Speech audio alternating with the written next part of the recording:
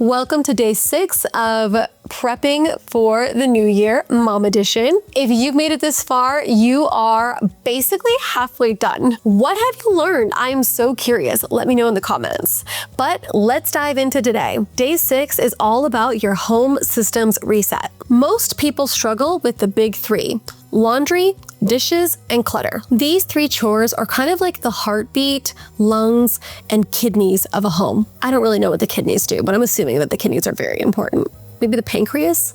I don't know. Again, stick with me here. I'm no doctor. But if they fall behind, the whole household gets sick. Again, medical things. My husband's a doctor, not me. So instead of asking, how do I stay on top of this? You want to ask yourself, how do I prevent disease? God, I mean, this medical thing.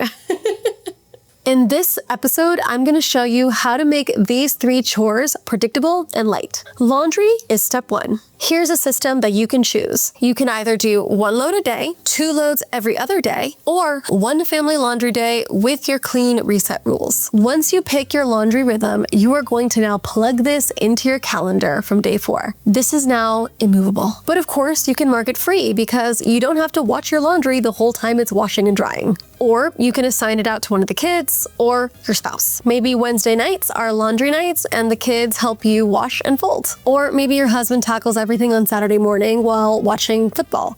If football happens on Saturday morning, maybe it happens on Sundays. I don't really know. In any case, block it out and make sure you know who's assigned to do that task. System 2, the dishes loop. Dishes don't stress you out. It's the backlog of dirty dishes that stresses you out. So here's how you can avoid that and never have to do a full load by hand, by yourself, ever again. Here's the simple loop. After every meal for the next week, you will get into the habit of having you and everyone in your family put their dishes directly into the dishwasher. Nothing sits, nothing soaks, there's nothing in your sink ever. Just a quick rinse and into the dishwasher. Every single night, right before bed, you will run said dishwasher. And every single morning, someone will empty the dishwasher out, whether that's you, your partner, or the kids. Each of these is very simple because it creates accountability within your family unit. Every single person, with the exception of maybe toddlers, who you can totally use this as a teaching opportunity to help them learn how to tidy up. But every single person is going to be responsible for their own dishes going into the dishwasher. One person will be responsible for a night or 2 or 3 right before bedtime running it, and another person will be responsible for unloading it. These are simple tasks you can assign to your spouse and kids that are easy and keep them accountable. So the dinner loop means there are never any dishes in the sink. And this applies to friends.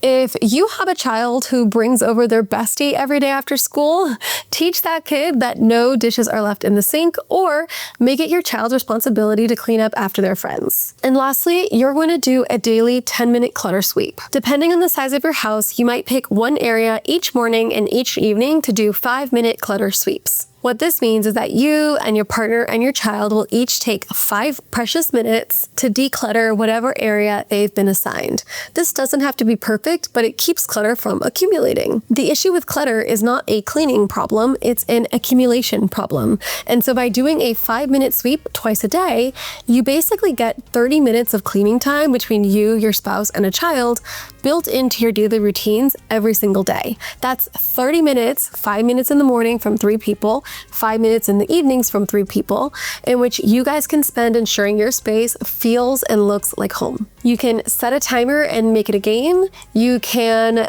create a competition to see who can declutter their space the best, or you can simply assign it as a to-do list and make it part of a nightly and morning routine. And with this system, you're encouraging collaboration, not clutter. Next, you are finally going to find a home for those homeless items. I'm talking about those things that seem to always be in the way, whether it's a throw blanket or a backpack or those shoes.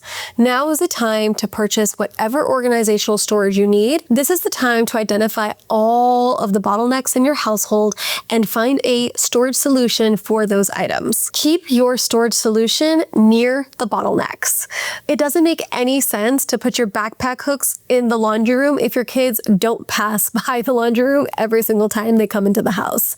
Make sure that your storage solutions are literally right at the site that clutter typically accumulates. Now is the time that you can go ahead and add your dish loop and your decluttering sweeps into your calendar. Your home is now ready to be a place of serenity rather than chaos for 2026. Yes, of course, there are still lots of things to do in the home, like maintenance, mopping, and sweeping, but at least these 3 core beating organs of your heart will be taken care of. All right, you're officially halfway done with the series. Stay tuned for day 7, where we take that clarity and bring it into your digital systems.